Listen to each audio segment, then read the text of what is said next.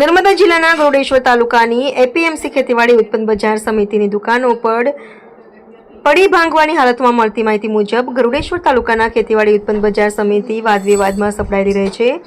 કરોડો રૂપિયાની જગ્યાની હાલત દયાજનક। ખેતીવાડી ઉત્પન્ન બજાર સમિતિના કમ્પાઉન્ડમાં બનેલી દુકાનો જર્જરિત હાલતમાં। કેટલી દુકાનદારોના શટર તૂટી ગયા છે, કેટલી દુકાનો ખોલવામાં આવી નથી, જેની દુકાનો બંધને બંધ રાખવામાં આવી। કોઈપણ વ્યક્તિ પાડે દુકાનો લેવા જાય તો એપીએમસીના વહીવટી અધિકારી દુકાનો જર્જરિત હાલતમાં છે, દુકાનો રિપેરિંગ કામ કરવાનું બાકી છે, દુકાનો રિપેર થયા પછી આપવામાં આવશે એવા બહાના બતાવવામાં આવે છે।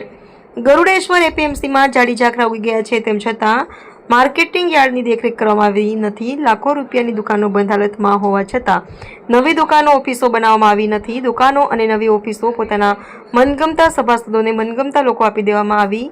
ગરુડેશ્વર તાલુકા ખેતીવાડી ઉત્પન્ન બજાર સમિતિના વહીવટી અધિકારીઓ અને સભાસદો દ્વારા લાખો રૂપિયાનું કૌભાંડ આચરવામાં આવ્યું હોય તેવી શંકા સેવાઈ રહી છે।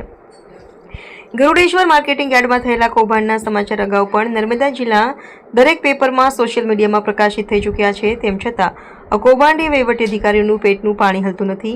ગરુડેશ્વર તાલુકા એપીએમસીનો કોઈ પણ અધિકારી, વહીવટી અધિકારી ગરુડેશ્વર ખેતીવાડી પણ સમિતિ બજાર વિશે મીડિયા સામે આવીને બોલવા તૈયાર નથી। રિપોર્ટર રાકેશ તડવી, છોટાઉદેપુર।